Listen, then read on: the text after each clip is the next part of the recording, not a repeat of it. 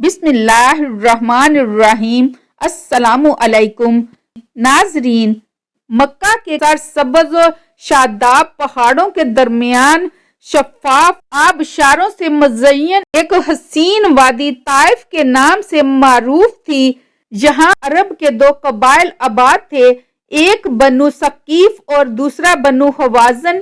یہ دونوں قبائل نہایت طاقتور، بہادر اور جنگجو تھے۔ ان قبائل کی ایک خاص بات ان کا فصاحت و بلاغت میں دیگر قبائل سے ممتاز ہونا بھی تھا۔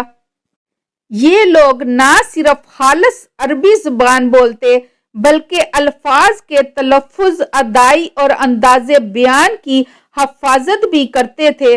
چنانچہ شہر کے رؤساء اور شرفاء اپنے نو مولود بچوں کو ان قبائل کی عورتوں کے حوالے کر دیا کرتے تاکہ رضاعت کے دنوں میں بچے کھلی آب و ہوا اور خالص ماحول میں بہترین جسمانی تربیت کے ساتھ ساتھ فصیح و بلیغ عربی زبان بھی سیکھ لیں، جیسا کہ خود آپ صلی اللہ علیہ وآلہ وسلم کا ارشاد مبارک ہے کہ میں تم سب میں فصیح تر ہوں، کیونکہ میں قریش کے خاندان سے ہوں اور میری زبان بنی سعد بن بکر کی زبان ہے جو عرب کے فصحاء مشہور تھے۔ بنی سعد قبیلہ حوازن کی ایک شاخ ہے۔ آپ صلی اللہ علیہ وآلہ وسلم نے اپنی رضاعت کے 5 سال بنی سعد میں اماں حلیمہ سعدیہ رضی اللہ تعالی عنہا کے گھر گزارے۔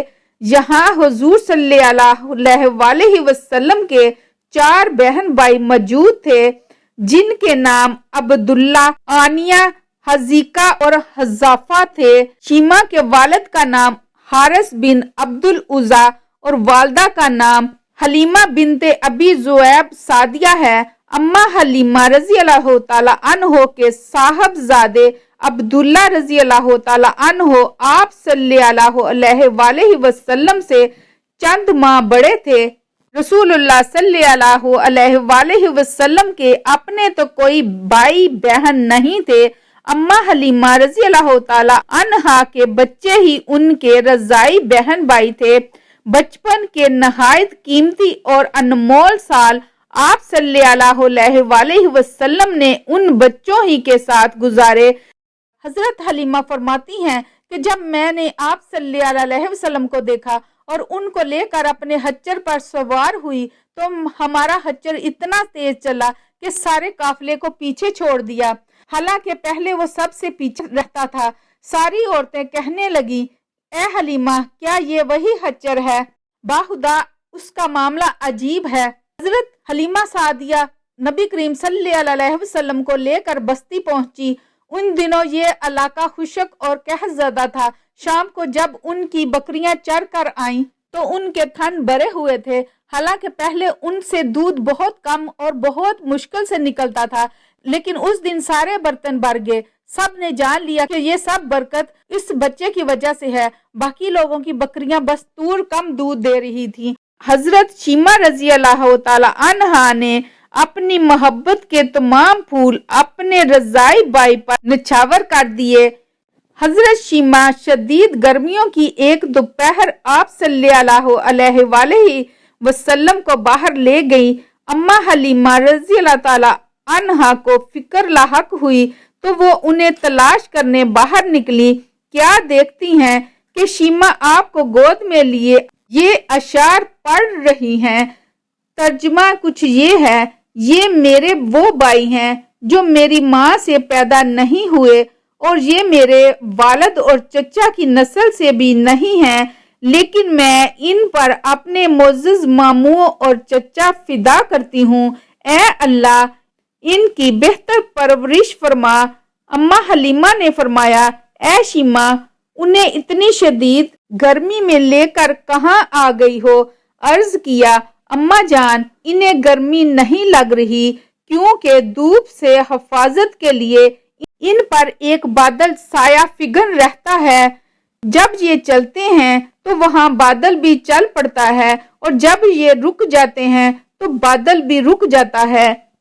علامہ حافظ ابن حجر رحمۃ اللہ علیہ اپنی مشہور تصنیف الصبات میں تحریر کرتے ہیں کہ شیما آپ صلی اللہ علیہ وسلم کو ہر وقت گود میں لیے رکھتی اور لوریاں دے کر سلاتی۔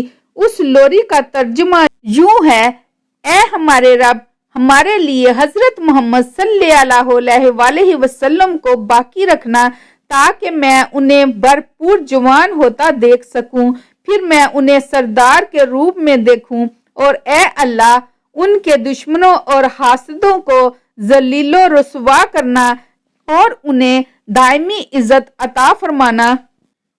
حضرت شیما کہتی ہیں کہ ایک دوپہر ہم بچے گھر سے ذرا دور وادی میں کھیل رہے تھے کہ اچانک دو نورانی صورت اور لمبی داڑھیوں والے لوگ آئے جو سفید لباس زیر تن کیے ہوئے تھے۔ انہوں نے میرے بھائی حضرت محمد صلی اللہ علیہ وسلم کو پکڑ کر زمین پر لٹایا، سینے پر چھری پھیر دی۔